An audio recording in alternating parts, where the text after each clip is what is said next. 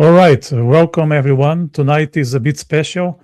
It's the second anniversary of this YouTube channel. And funnily enough, exactly a year ago today, I was having surgery. I wasn't really in a position to talk or think or do much of anything. I was, useless to say the least. So this feels like a good moment to stop, look back a bit, and just have a proper conversation with you guys, recap, and also looking at the future. So it will be a collective exercise. I got a few questions sent in advance. Thank you very much. I'll be putting them on the screen, and we go one by one. But this is a ask me anything you want. So if you are watching live and something comes to mind, drop your questions in the chat, and I'm very happy to take them more as we go.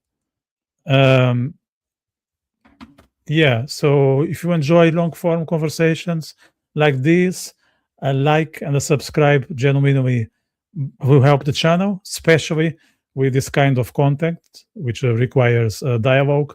And more importantly, talk back to me, comments and questions what keep this conversation alive.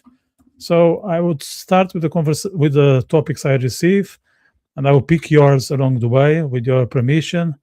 Let me just get back into it. So where do I have my questions? I have them here. First, I have a very friendly comment from Paulo. Happy birthday to your channel. Thank you very much. Hopefully there'll be more to come.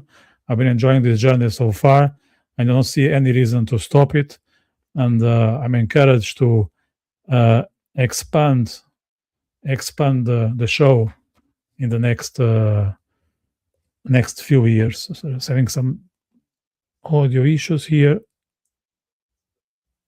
I'm echoing for some reason, but now I think it's sorted. Yeah, now it's sorted. Right. So let's get into the questions here. Right.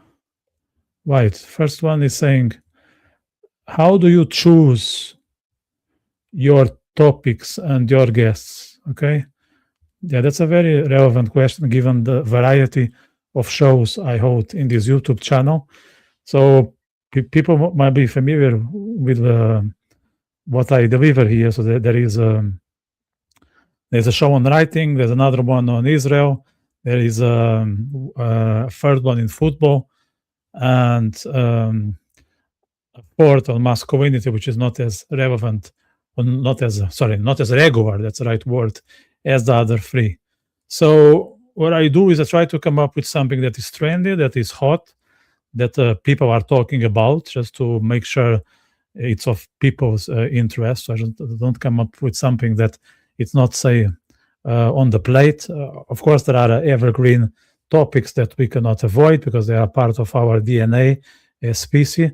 But I tend to prioritize those who are, on the spotlight, because I know that it won't be just me. There'll be plenty of us keen to discuss it. So that's how I come up with topics, and then I match the topics with the guests. So at this point, after 24 months, I'm fortunate enough to have a good pool of guests, and I try to see the sync between, or the synergies between the topic and the person.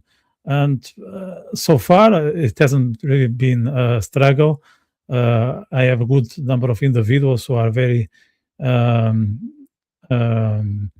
to participate in these conversations, whether it's about geopolitics or modern life, art, travel, human relations. So that's how I try to put the two together. For instance, for the Witty Vitor Writers Workshop for February, I can already pre-announce that we are going to discuss love.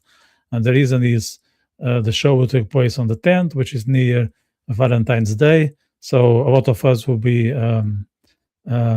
thinking ahead, of that day of the 14th. Why not talk about the love of writing, the love of reading, the love of books, and the love as such? So it will be a sort of a Shakespeare session. So I'm already here promoting. If you are into that sort of topic, to take place on the 10th of February. and we will start at 8:30 Irish time. So that's my approach to these thing of topics and guests. I have a question here from Paolo. Thank you very much, Paolo.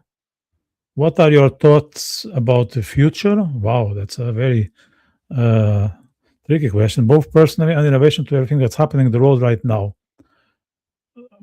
Actually, I like that one a lot, Paolo. Thank you, because I've been putting a lot of thinking on this and how to approach the micro and the macro roads. Okay, and I realized that it's hard to get a balance between the two because both require a lot of effort, and it's not easy because sometimes we are dragged by the micro road, let's say, in our own sentiments and feelings, and we neglect what's happening outside, and the other way around because there's so much going on that we tend to forget ourselves.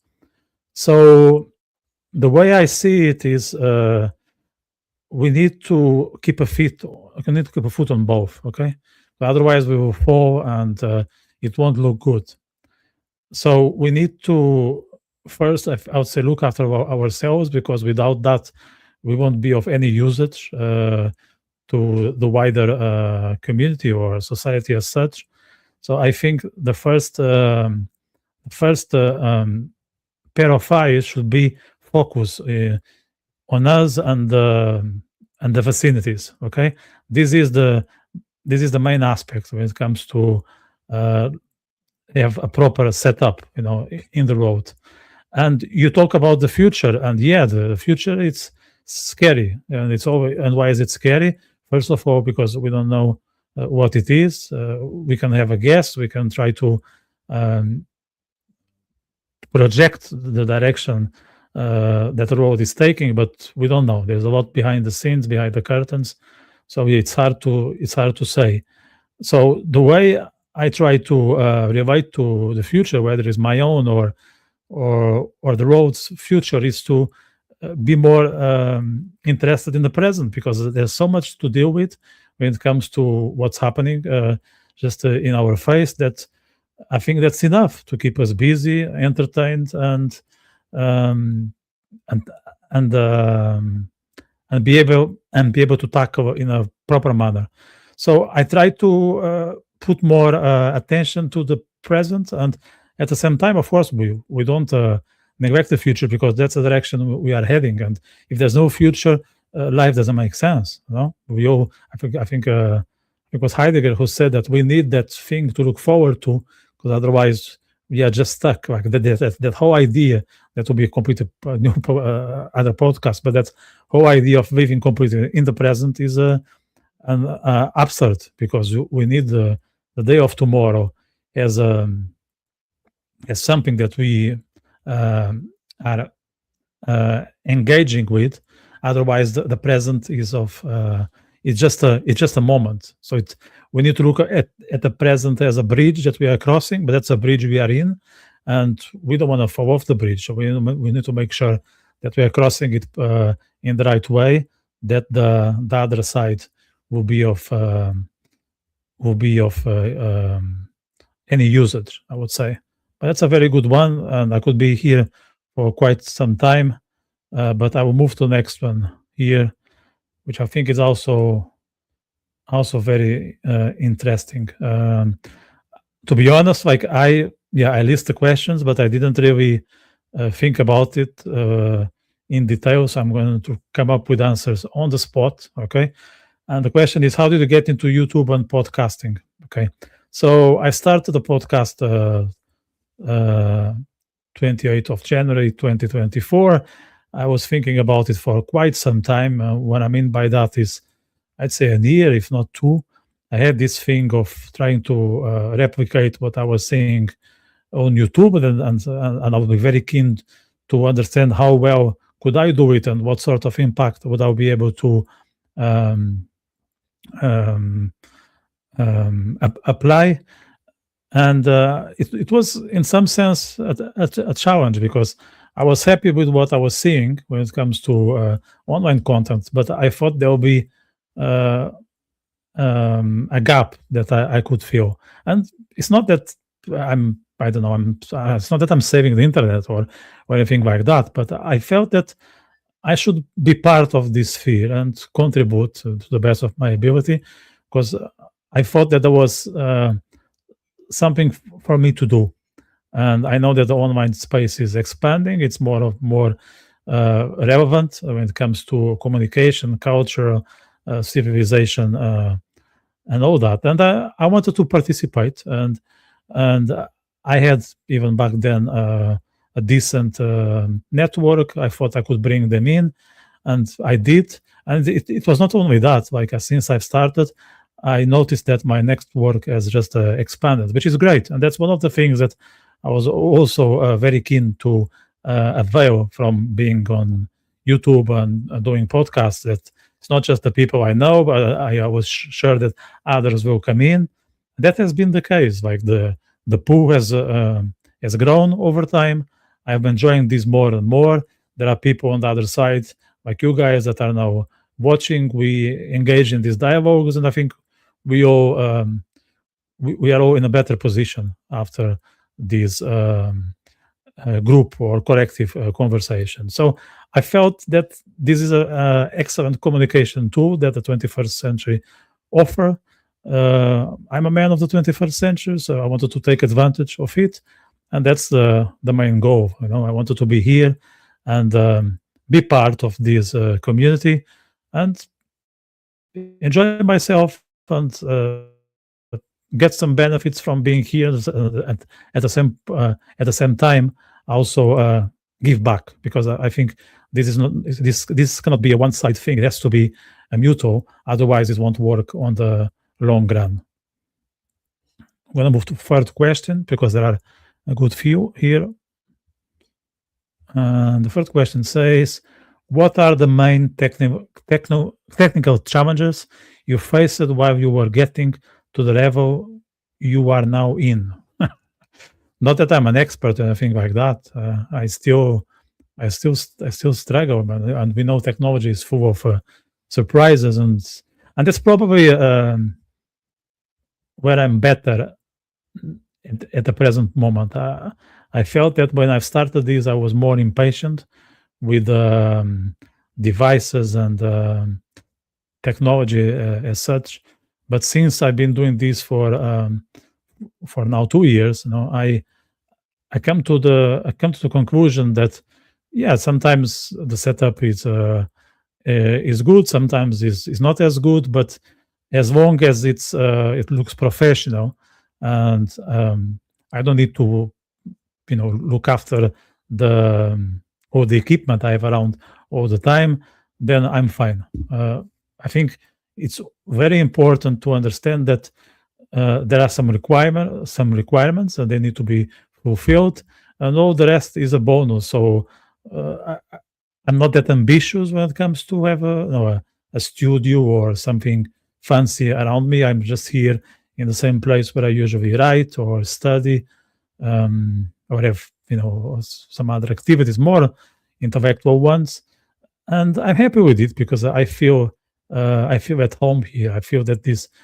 room means a lot to me. Like if I would have to move out now to another apartment or house, it would be tough, because I'm quite attached to this room. It offers me the comfort and the quietness that I require to do these things, and I think that helps a lot, because I'm not by all means tech savvy. I just know the basics to run the show. I do it all from A to Z. I don't have any helping hand. I mean, of course, sometimes I ask people to, if I get stuck. I have friends who do podcasts, or I have friends who are good with technology, or ChatGPT. We all use ChatGPT these days. So I think it's more about being realistic when it comes to the technical sides, and be okay with it. Like be satisfied with the setup that I'm able to build, and make the most of it. So that's what I would say is the biggest lesson I got from the technology aspect of doing YouTube. I get some water, because not only in technology, we also need water. Yeah. Right. What life? What has life taught you, having been so close to death? Wow, that's a very different topic from what I was just going through. For those who are not aware, my surgery wasn't a big deal, in the sense that there was not a lot of risk when I had that operation a year ago. I had a umbilical hernia, which it required me to be put to sleep with full anesthesia, and that was something I was not totally comfortable with. Although I think I prepared myself psychologically not to freak out, and I think I did very well. Not only before, but also after the recovery was pretty smooth, thank God. So, but yeah, it was a situation that made me think a lot. And as a matter of fact, I even wrote my testament. Which is something I had thought of in the past, but at that time I felt, yeah, maybe now there are no excuses not to do it. And I'd say when you are put to sleep and it's not something that you wish, or it's not something that it happens naturally, then you realize that a lot of things are way above your control, and you need to be okay with, and try to not to put a lot of nerves or anxiety about it, and focus on the things that matter, focus on the things that you can have a hand on, and make sure that you are building a relationship with the aspects of life that are actually something that you can engage with in a way that you can make a change. So I think it was a more of a reminder that yeah, we are all mortal. We are just here for a few decades. We need to accept human condition as is, and that was that was very good. I think most people who you know who get in that position, they realize that things that matter way more than others, and then you it's not that you forget things that are meaningless, but they just matter less and less, because all that all that you care is things that are part of your purpose, let's say. And as a matter of fact, like I even quit my daytime job in July, and I think there was a connection between the two. It's true that I already had that in mind, and I was planning to go fully on the things that I really like the podcast, 100%. But after the surgery, there were no excuses. So I realized that yeah, life is short, and I always had a very strong sense of finitude. So it wasn't new; it was more of a reminder that the clock is ticking, and now it's ticking even louder. Let's put it like that. So being in the hospital at the you know being open, because the way they opened my body, realize was like a realization that yes, I have a hand on what I'm doing, but the life is way more complex than I think, and I have to accept that there are a few elements that there's not much I can do about it, except accepting them and live with them in peace and harmony. And I think since that day, the day of the surgery, um, I think my life is a way smoother. Yeah, I'd say it's way smoother. Of course, there are pitfalls here and there. It's not that that you will enjoy every day, every moment. That there's no there's no there's no magical recipe for that. But there is for sure a before and after, and I'm very pleased with that change in my life. Right. Next one. What is on your bucket list that is easy, almost easy to reach? I don't totally understand this question. What is easy, almost easy to reach? What I can say is that when you do things for quite some time and you repeat them, and they become a habit, and before you were doing it so often, those things were not as spontaneous. Okay, so for instance, what I'm doing now, it's way smoother than it was in the past, because I don't know how many times I went live by myself. I'd say, I don't know, maybe at least 5, as far as I remember. So it's not new, and the fact that it's not new makes you understand that you can go through it and you'll survive, and often you even thrive, because you know more or less what kind of situation are you putting yourself in. You are aware of the struggles and the beauties of being in that position. So because the territory, it's no longer unknown, then I wouldn't say it's easy, but it's not as complicated. So things like public exposure, pressure, or public pressure, they are not as tough as they were. For instance, I think it was last week or the week before, myself and the 2 other weekly writers, we were running a workshop, and yes, I was prepared, but I wasn't as ready as I was in the first session. But because the circumstance, it's already familiar, I felt that I could deliver my role, just because it's something that I've been doing for quite some time. So I truly believe in the power of repetition, and I think we can all benefit from making ourselves familiar with something that life doesn't offer us automatically. We need to somehow chase it and make it part of our routine. And if we voluntarily put ourselves in that context, at some point, it won't be as scary. It will be just a day-to-day situation. So I know I didn't say a precise or concrete example, but I think it's more or less what the person was asking like. So here's one more, and if people want to ask more questions, the floor is open. The floor is always open, but today is even more open than usual. What else would you like to do? Well, okay, because I'm doing a lot, yeah? That's a good one. What else would you like to do? You are doing so many things. I know.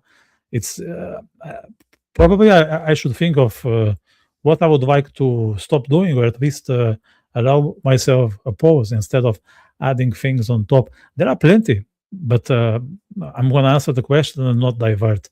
There are plenty of things that I'm not doing, believe me or not, and I'll be happy to engage with. One is writing a book, in the sense that I'll be writing it regularly, because at the moment I'm just writing articles here and there about certain global affairs, or poetry whenever I'm inspired, or the muse sends me a message to write verses.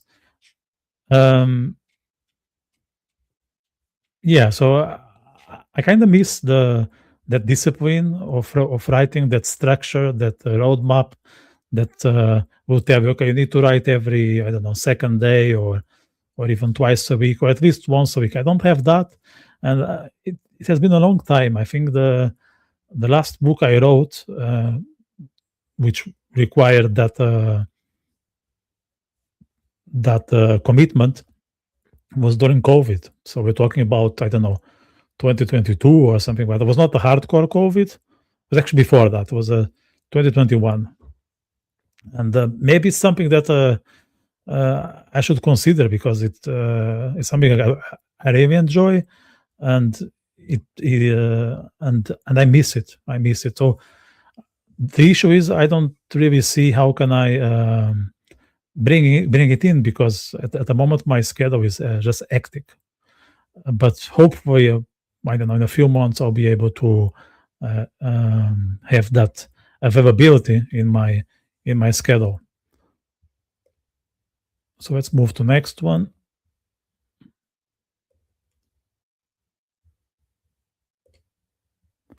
And something around the ring of culture that I would like to know. How did you get the idea? Why did you start it? Okay. So I like the podcast. The Ring of Culture is something I had in mind for a couple of years. I just couldn't do it in parallel with my daytime job.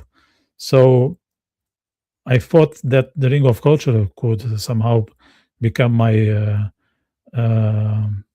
full activity. But and for that, I was in need of more than a couple of hours per day after finishing with my work. So the Ring of Culture, I will give you just some for those who are not familiar with this, a cultural venture I just initiated. It's composed of a few arms between publications, this podcast, translations, cultural tours, creative services, and it keeps me very busy, especially at the start because it's still being built, and especially in the early stages, there was a lot of paperwork and bureaucracy to be sorted. That part now, I wouldn't say it's over, but it's no longer that present, thank God. I already created the product, so people go to ringofculture.com, they can see what I'm offering, and now I'm at the stage that I need to marketize it, which is going to be tricky because these days with internet we can all spread our messages and services in a way that in the past it would be very tricky, especially if you would like to be outside of our country or community. But why did I start it? I started because also similar to most of my ventures, like and with writing, I often see a gap, and I don't feel comfortable staring at that gap, and I feel responsible, and I feel guilty. Maybe guilt is a strong word, but maybe it's not, because I don't feel well until I'm not able to fill that gap. And I believe that in the cultural sphere, there is a huge gap. And the main reason is the culture has been neglected by some people, especially those on the so-called right wing, because we kind of let that space just to be run by the progressives, and I think that has been a huge mistake, and they took advantage. And you can see now that most of this scope is a scope that is forbidden for people who have opinions that are not always welcome.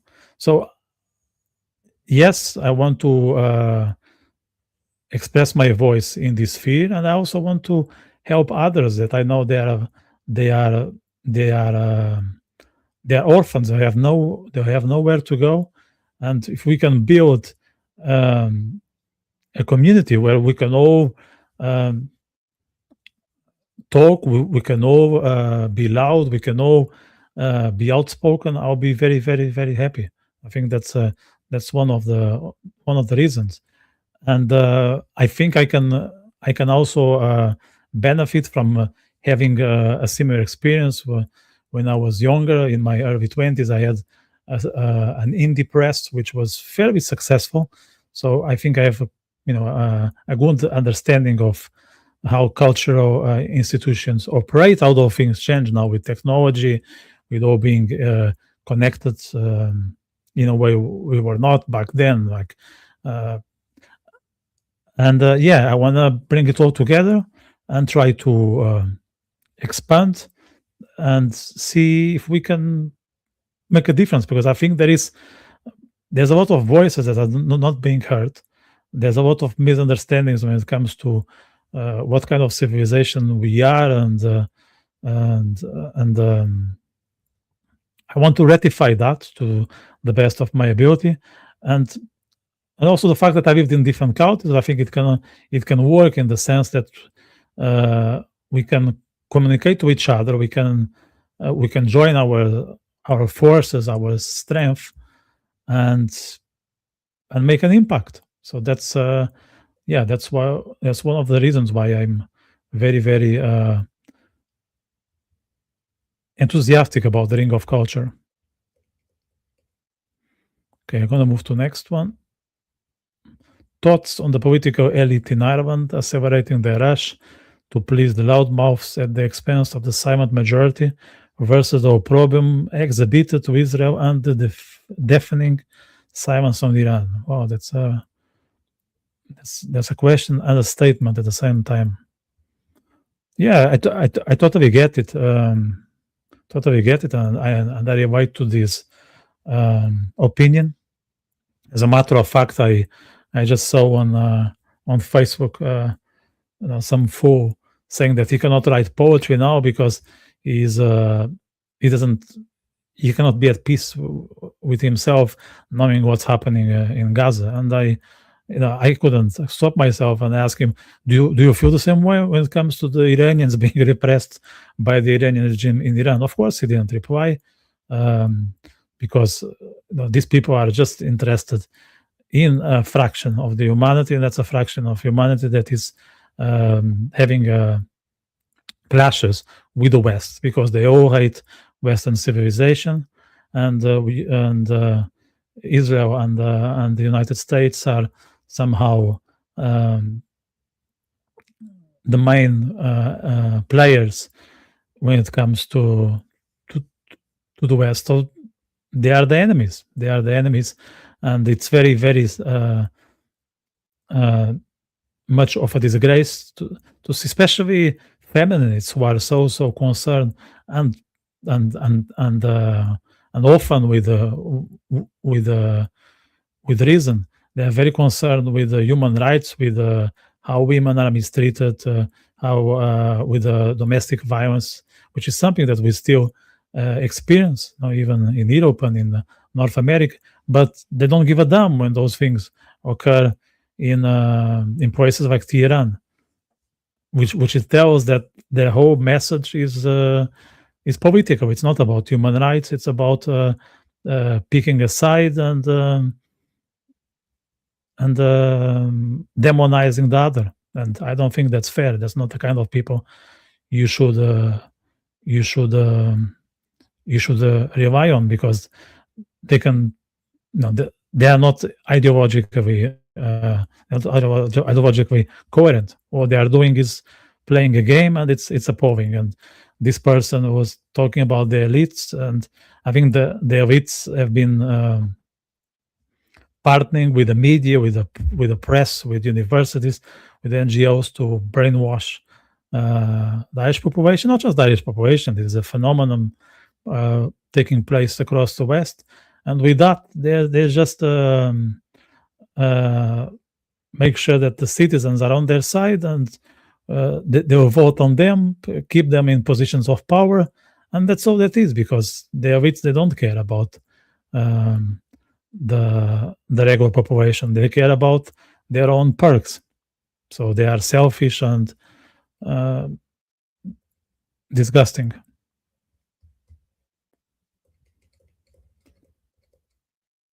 Okay, how do the Irish look at the Brazilians who decided to move here?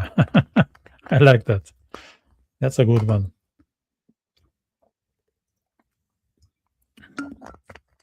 So there are loads of Brazilians living in Ireland. I think they are one of the biggest communities in this country, if not the biggest. They are somehow at the top, alongside with the Polish and I'd say the British. I think I'm not wrong with these numbers, but I'm happy to be corrected. At least that has been that was the case a couple of years back, and I think it didn't change that much, even with the new waves of immigration coming to Ireland. I heard many opinions of Irish people when it comes to Brazilians. I think Irish people are quite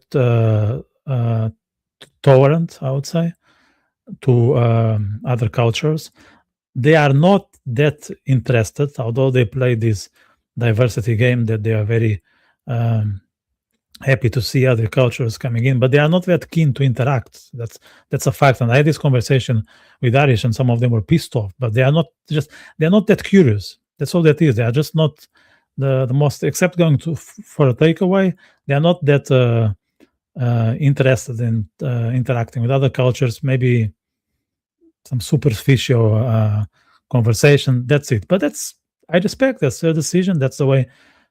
That's the way they are, and there's nothing for me to say about it, because people do what they do, and I'm not here. I'm not here to dictate anyone's behavior.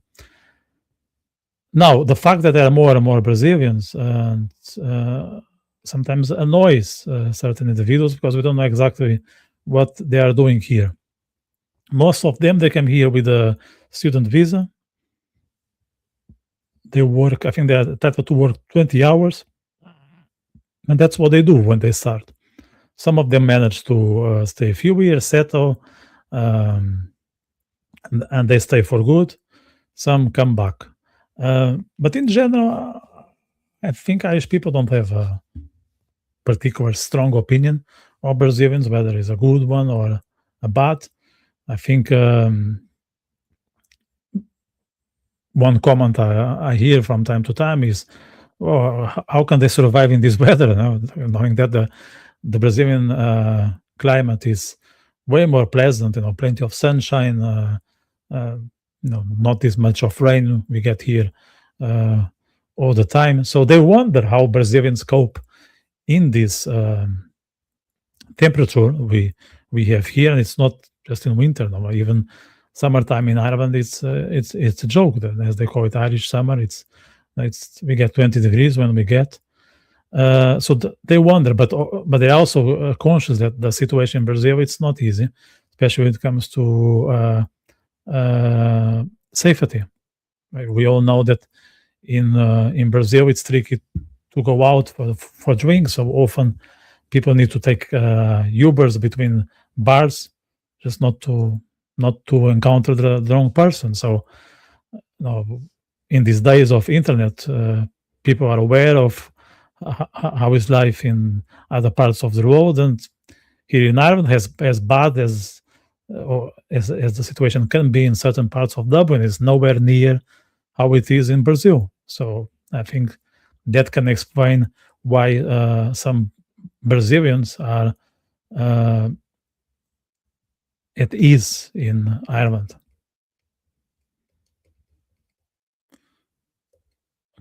Okay, what are the next steps for the podcast?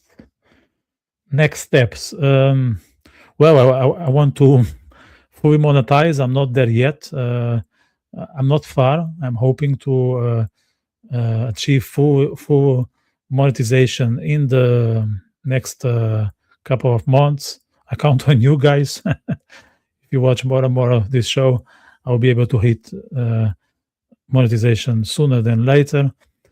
I was considering expanding this podcast to other series, maybe one dedicated to travel or expats. Also having some solo commentary on mainstream figures on YouTube, and this commentary, like making comments on, I don't know, Piers Morgan videos, that kind of shit. But I'm also a bit concerned with algorithm, because if I expand the scope too much, there's a chance that algorithm doesn't know what kind of channel is this. So I have to be very mindful in exploring other formats. So for now, I will probably expand what I have. I think it's there is already a huge variety. It's entertaining, it's fun, so I don't see and it's working because the views are still okay, considering the size of this YouTube channel. So I think I'm gonna stay as is. Adding new things, it wouldn't happen that soon unless I will get rid of some formats or move them to other platforms.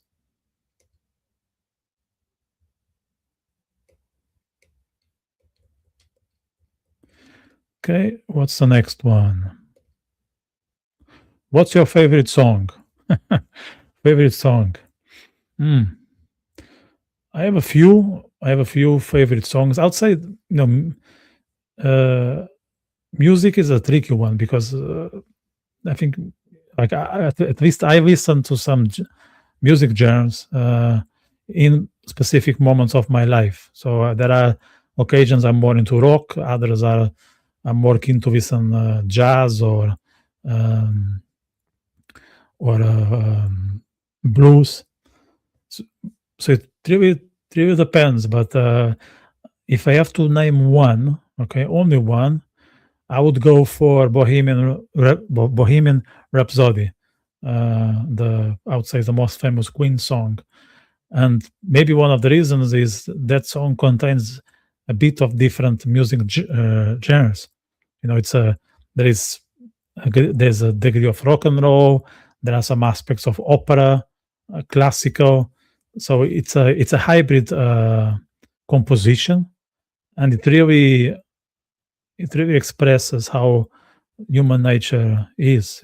Complex, fragile, volatile.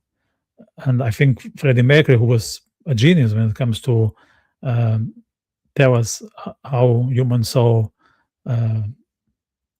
copes with life and emotions. I think that song is perhaps the song where he mastered that talent the most. So despite my mood changes, I'm always keen to listen Bohemian Rhapsody. It's never a song I can be indifferent to. So yeah, I will go for that one. It's good. We haven't explored much music in this YouTube channel. Maybe it's something that we can in the near future. Okay. How do you find your guests? Well, no, I have my own network of friends of friends, people whom I dealt in some professional or cultural situations that I know I can bring them to this platform because they have the mindset and the interest. So that's the starting point, and then I think it's all about being on the mix. I think I mentioned this, that the more you stay on, the more opportunities will come your way. And opportunities is not just it's not just situations; it's also people, because you cannot get opportunities if there is no people involved. No, so I think bringing guests, it's a way to bring other guests, because people will refer other people. They will say, I know someone who may be a good fit to discuss about X, Y, or Z. And in this day and age where we all can communicate using WhatsApps and Facebook messengers, it's so simple. It's so simple. It's and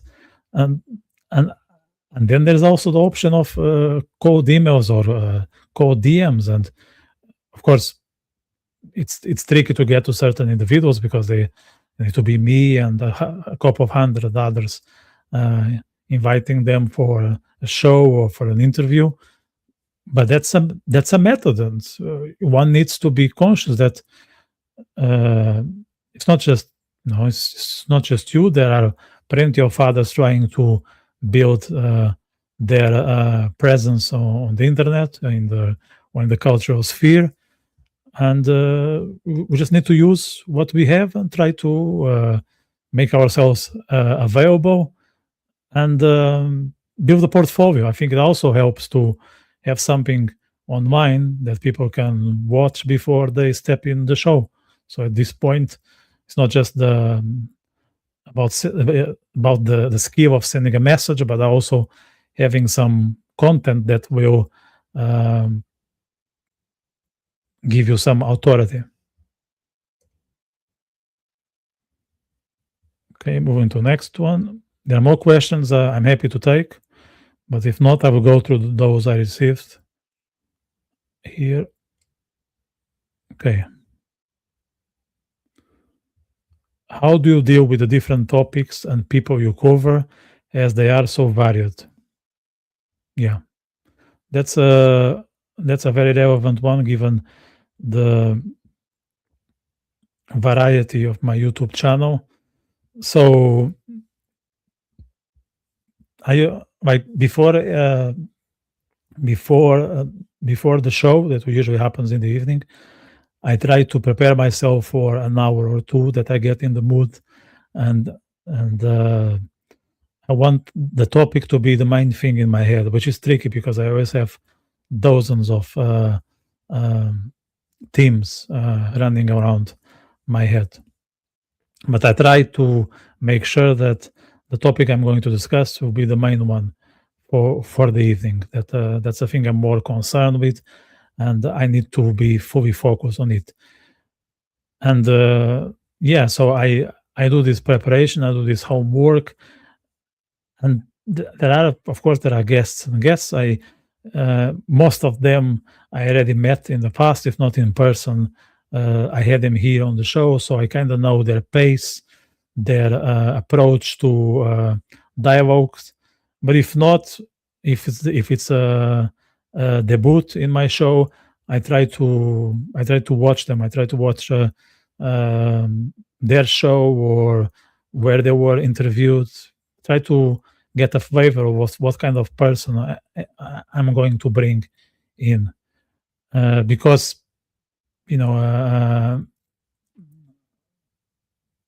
people are all different, and it's not that we're all different. We all differ from day to day. And let's say if the person is new, one thing I will do is I try to assess the personality and the way the person engage and interact in the first 10 minutes. So I tend to take a couple of steps back or at the very start just to see where the conversation might head, and then I decide what kind of interview is going to take place. Am I going to talk more? Am I going to ask more questions? That's something that is not always a choice. It's often the result of the interaction. So I think I have one more question. If people have no more others, I will finish with this one.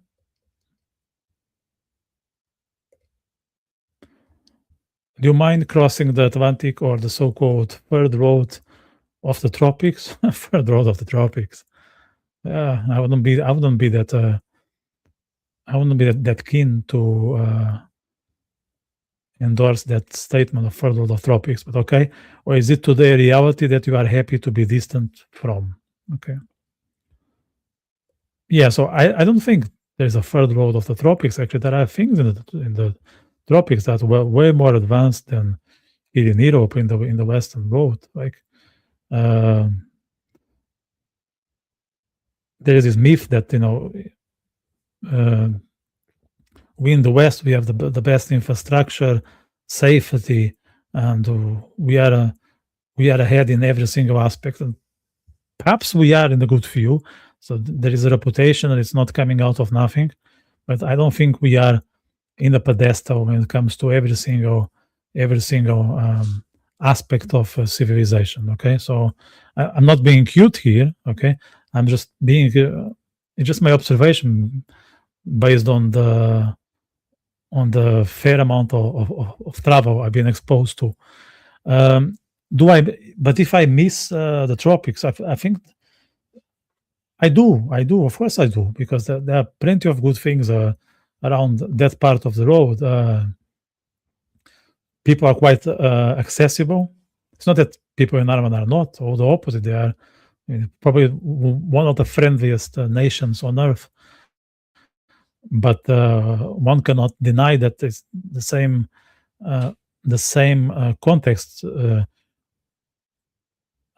happens in most of the tropic nations, the likes of Brazil or São Tomé, where I was a year ago. No, that's something very, very positive. So the tropics, they have that accessibility that I really like. So if you want to have a conversation with someone, there's no shortage of opportunities. That is very, very, very cool. When it comes to fruits, which is something I'm more and more fan of, I think the tropics are just unbeatable. So yeah, and one thing I would miss. So it's not that I'm happy to be distant from the tropics, but I'm happy where I am now. I like to live in Europe or in the Western society. I think it's the best place to settle is this part of the road. It's not that there are no faults or flaws or downsides. Of course there are, but overall, I think that's the place that is more suitable for my lifestyle. Because, for instance, one thing, just going back to the tropics, that the tropics are not great at is cultural opportunities. Okay, and I'm making a generalization here, but in many parts, in many of those nations, the cultural opportunities are very, very few. And it's not just me saying. I met a few people living in those countries, and they said, yeah, like this and that, but when it comes to cultural entertainment, it's a very, very poor. And that's something I wouldn't be extremely happy with, because I like to participate in events. I like to deliver my own events, and it would be tricky if I'll be living in some of those countries. So that's probably the main reason why I'd rather live where I'm now and not in the tropics. And I think people sometimes tend to think that in the tropics everything is cool and positive and easygoing, but life can be hard because there are not many sources of income. There's a lot of pressure on how to make a living, and sun doesn't pay your bills. Sun and the beach, they're good fun, but people need to put food on the table, and I think we Europeans need to think twice before we look at those places as heaven 24/7. Yes, most people get ignited by sunshine. I like sunshine myself. I'm not probably as obsessed about it like most people, but life is much more than that. People need to work. People need to feed their families, and unfortunately, in the tropics, things are not as easy as we think. So just something to share here. So I think that's it in terms of questions. I'm very, very pleased with the variety. Again, I think it's a reflection of the diversity of this podcast. So I want to thank everyone who submit their questions in advance, and Paulo for sharing his. I'm going to put an end on this live stream. We'll be back tomorrow, 7:30, which is the usual time, with discussion on the Board of Peace in Gaza. So if you are keen to know more about how is it being perceived in the Middle East, I think tomorrow is a discussion to be paying attention to. And there'll be more content in February. I'll be traveling. I'm not going to unveil much about it, but I would like to do something from the places where I will be, the place I will be exploring, and perhaps it's something to expand. I think I gave it a try when I was in Transnistria and in London. So maybe that's a way to bring the travel elements to this conversation. So let's come to a closure here. This is the second year anniversary. I hope there is more to come. Maybe there are other formats. I would like to do more solo reflections, walks, that kind of thing. But for now, I just want to thank everyone, and I hope I can see you very soon. Take care, guys. Have a good one. Goodbye. Thanks so much for watching. Click here for more episodes. Subscribe here to catch the next ones, and let me know your thoughts in the comment section.